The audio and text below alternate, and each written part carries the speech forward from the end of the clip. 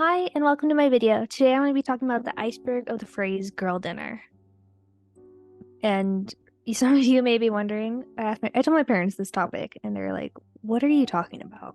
Like, it may be a lot of words and Gen Z lingo all in one, so let me explain it real quick. So, an iceberg or iceberg video, which is what this is basically, like how iceberg is. It's like there's surface level knowledge, but then there's like deeper knowledge that we're going to get into today about the topic girl dinner. Then you may be asking, what's girl dinner? Girl dinner is a TikTok trend that was popular this past summer. And basically, you post a video or a picture of your food, which is usually like a little hodgepodge of like quick meals, leftovers, or like just snacks. And it was like women posting this and doing hashtag girl dinner. And there was like a little audio bit too that was like you went with a video. And again, these weren't full on meals, these were like snacks of some sort that took. So, like, this would be girl dinner, this could be girl dinner, and these are girl dinners. It's different for everyone, and everyone has their own preference of what they would consider a girl dinner. And the original video or the phrase came from creator Olivia Mayer, and she posted the video on May 11th, 2023, and the original video has 1.5 million views currently. Now I'm going to play the video real quick since it's super short. The audio is kind of bad, so I apologize for that, but there's captions. Cannot find the TikTok right now, but a girl just came on here and said how, like, in medieval times, peasants had to eat nothing but bread and cheese and how awful that was, and she was like, that's my ideal meal. This is my dinner. I call this girl dinner or medieval peasant. Yeah, so you guys see from her video, it's like a little hodgepodge of like charcuterie board foods. She even called it medieval dinner first, but it turned into the trend of girl dinner. But the trend got really popular, like all internet things do, a few months later. And that's when the audio that is popular now was created by creator Karma Carr. And that was posted on July 4th, 2023. And her video has 20.3 million views.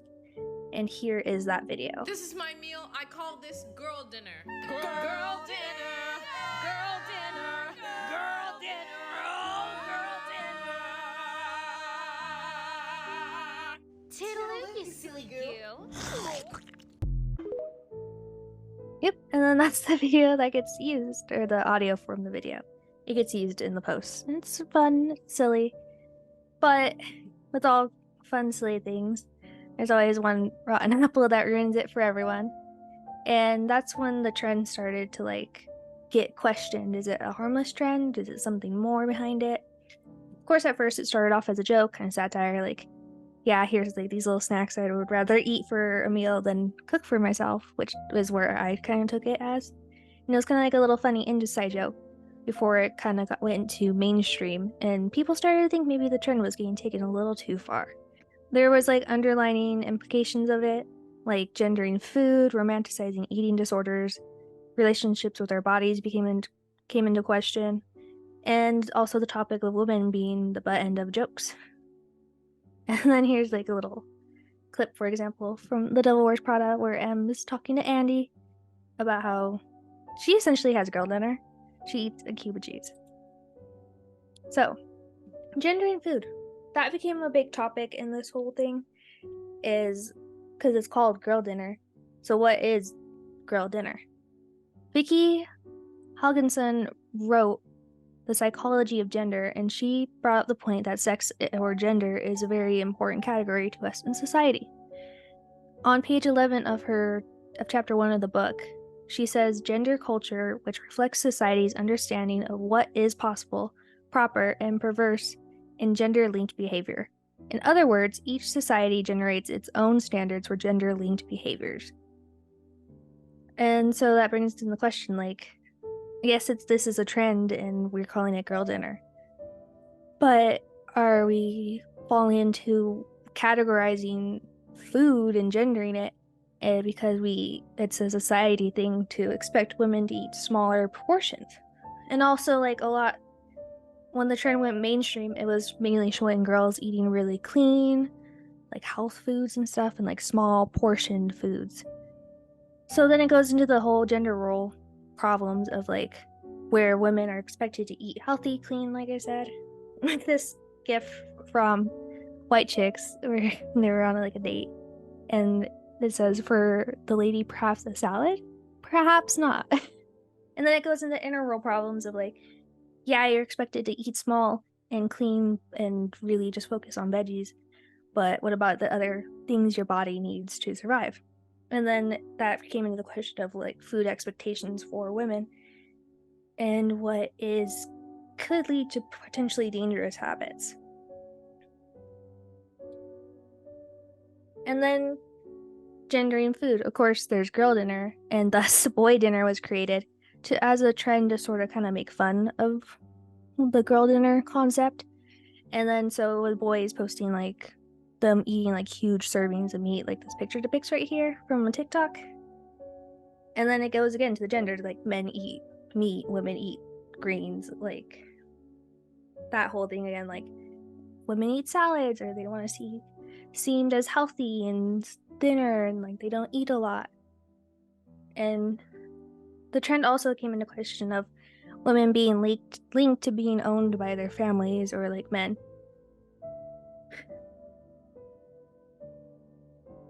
The New York Times interviewed Mare, the original creator of the trend, and she said it feels like such a girl dinner because we do it when our boyfriends aren't around and we don't have to have a typical dinner, quote unquote.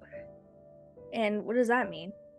And continuing the topic, Judith Butler, who is a renowned gender and feminist theorist, had an essay called Performative Acts in Gender Constitution, and she quotes Seymour de Beauvoir, I believe that's how you say it, as one is not born but rather becomes a woman, and essentially that we play a role and follow it.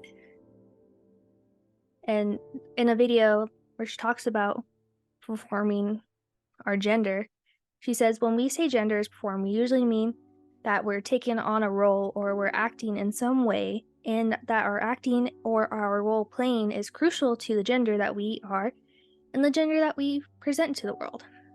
And then the quote goes on to kind of explain that more, but essentially saying we perform as our gender to please society, and we just ended up following that for so long that we're just conforming to it. So is that why girl dinner started? Because we as a society are putting ourselves in categories like, oh, we can't just call it dinner, it's my girl dinner. Something to think about. And again, yeah, why are we gendering food? Like, yeah, it did start off as a fun little trend, but it can lead to some toxic theories and thoughts. And then that really leads us into our next topic, where people believed it really started romanticizing eating disorders.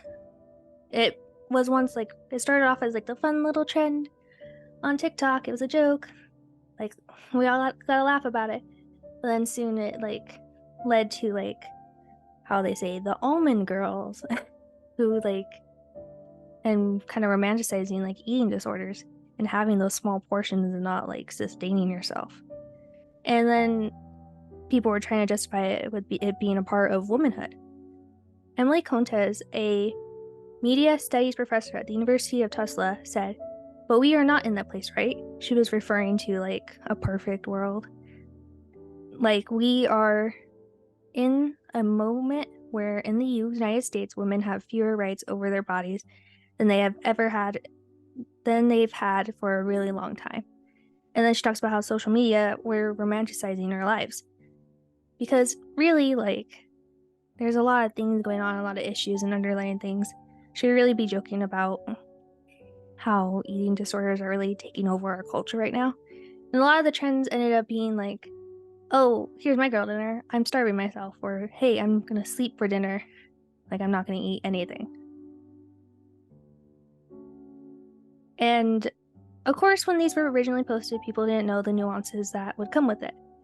And that's just something that happens a lot with internet. Like, people don't understand like what you say can be very detrimental for someone else. Esther Tombin, a New York-based dietitian with a master's degree in nutrition, said, "I can see it as a snack plate," and she was referring to the videos that she saw. with the work I do, I'd rather you eat something than not eat at all. And she also said that it could potentially lead to a situation where women feel they have to eat a certain way, or essentially that they need to eat less than males.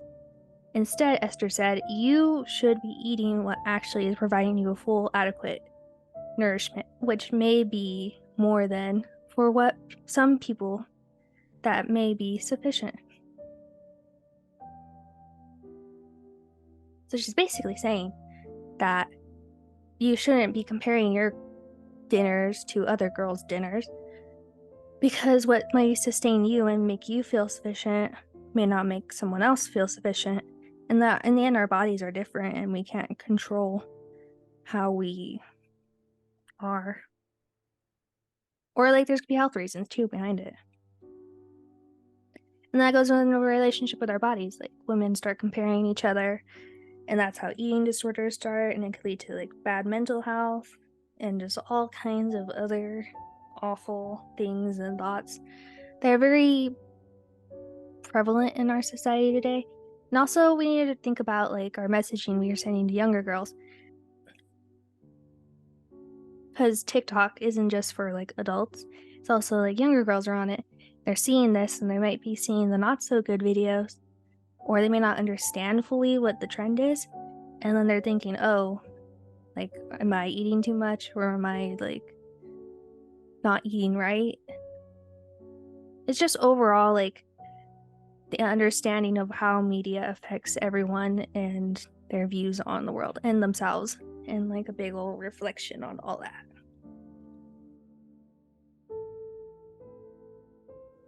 That brings us to our last point. Are women just a joke? In a Vice article, it says that the result is a discourse that ends up amounting to girls equally wrong and or stupid, even when half the time the original video was just made for people who already knew it was kind of stupid or meant to be a joke. So she's kind of talking about how when this got mainstream, people were like, oh, well, that's stupid. That's not a real meal. Women don't know how to take care of themselves. Women don't know how to feed themselves. Women can't cook. What's wrong with this new generation? Kind of stuff. And it's just because people are getting into it, but they don't understand it fully. And then she also says in the article, you could say that labeling normal human behavior as girl-coded only otherizes women in an already patriarchal society, which I agree. Like, yes, it was a fun little trend, and it was fun for like maybe 10 minutes until it got really pushed a little too far. And why are we like othering things? And then like girl math was created, and then girl bossing was already a thing, and that's already problematic in itself. Like, we can't really gender something without maybe realizing the consequences of what it could affect other women, or how it really affects women as a whole. Because unfortunately it has become, when one speaks, they speak for the whole group recently, especially with media, and not everyone can have a voice in what's going on, and the bigger voices tend to take over and really mess things up sometimes. Overall, my final thoughts: yes, this was a fun little trend. Yes, the things that came with it were negative, and I think that people need to start being more,